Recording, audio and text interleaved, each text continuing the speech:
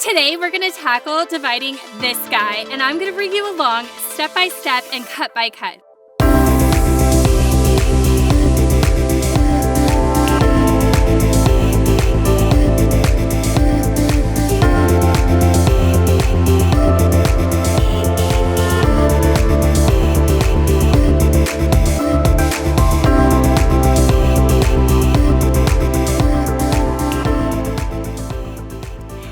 Hello and happy fall, or rather should I say happy Flower Farmers New Year. The frost has come, which is putting into motion us cleaning up our mess from last season, preparing for next season, and of course lifting and dividing dahlia tubers. We have brought you on the journey of how to lift dahlia clumps with our video lift day at the farm, and we've also gone into the nitty-gritty detail of how to divide dahlia tubers along with storage methods with our video The Great Dahlia Divide, which you can find the link to both those videos above. Today we thought we would do something a little different. We thought we would just take a clump and go cut by cut, step by step as we puzzle our way through doing it. One of the keys with dividing dahlia clumps is repetition. So we thought we would go ahead and walk you through us doing one. So without further ado, let's get started. So this guy is a Cornell Bronze. They're usually a typical, pretty easy variety to go ahead and divide. This one was planted with a single tuber. You can see the mother tuber right there from spring. All these lighter guys are the new dahlia babies. So first I'm just going to kind of look through and assess to see what I'm working with.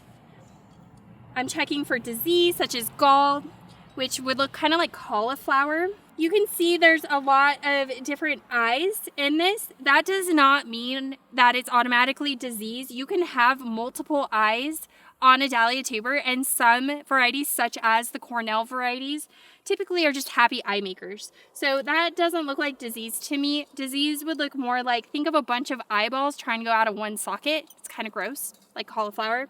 So these guys are good. I'm not seeing any disease. So the first thing I'm going to do is I kind of want to section it off into a little bit of a smaller clump to work through.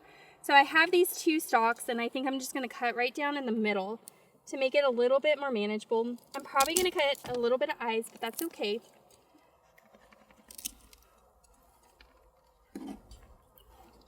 So we have that. I'm going to go ahead and work with the smaller guy first.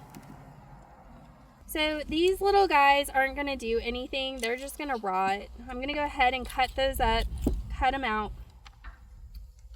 This guy I want to save.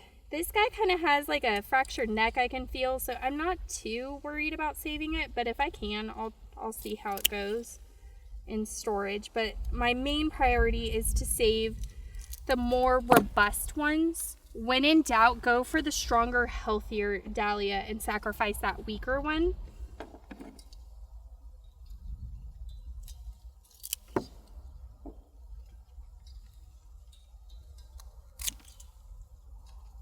I'm just going to go ahead and cut that off.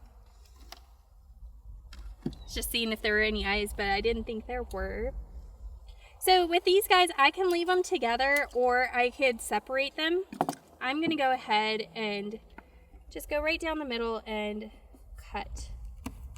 This is where having multiple tools is kind of nice, where you have a mix of your clippers and your knives. The knives definitely do a little bit more accurate. Check for rot down at the bottom, and into the water it goes. This guy, I can see there's some eyes right there, so I want to go ahead and cut this stem off. I just find sometimes it gets a little moldy in storage, so I just kind of want to clean that up a little bit.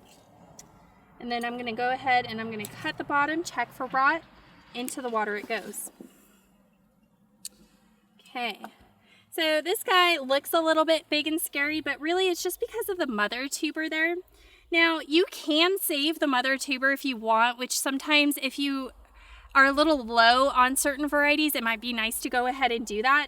There's nothing wrong with it as long as the mother tuber isn't rotting. It's not something you typically would want to like resell or something like that. It's just kind of ugly. But when in doubt, I don't worry about saving the mother tuber. Sometimes it's easier to just hack it out and save the more fresh, little babies. So I'm going to go ahead and I'm going to cut the mother tuber out so I can work a little bit easier on the other ones.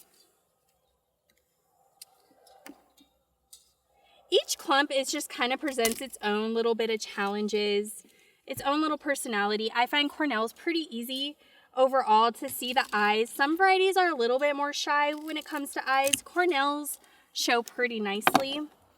So I'm just going to kind of, once again, just kind of working through and cutting it without trying to break too many tubers. You can kind of leverage it apart a little bit and then kind of cut it.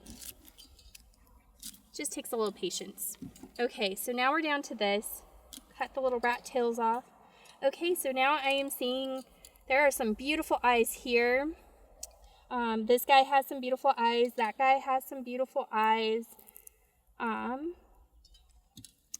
There's some really nice eyes. So Cornells are just happy eye makers. You get lots of beautiful tubers, so that's why they're one of the varieties I always recommend if you're looking to kind of bulk up your stock. Not only does it have it's a ball variety, so it has a better vase life, but it also makes lots of tuber babies, which is amazing.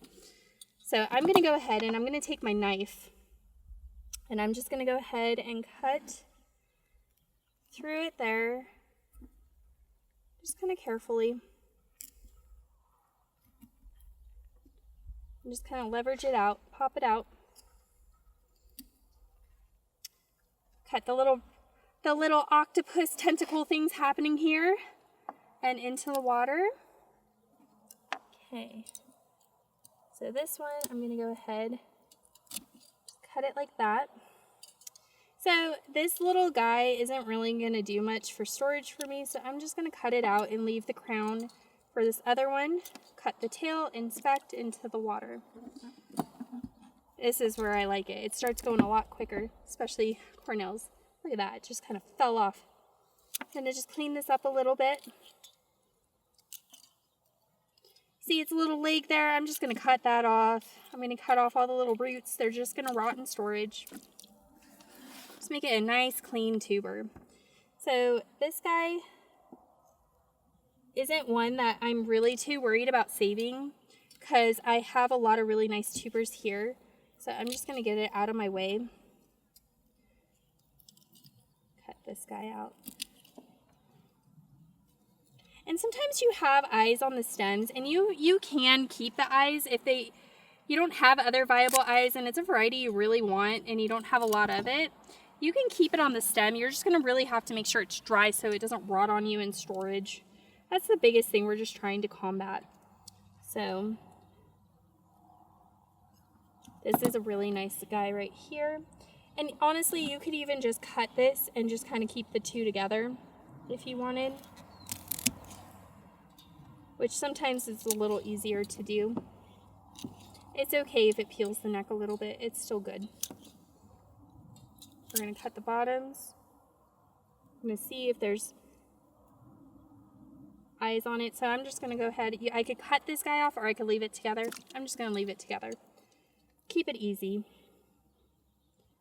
And then this guy, I could do the same thing. I'm just going to kind of clean up that stem a little bit. And there we go. There you have it. A dahlia clump all divided. Step by step.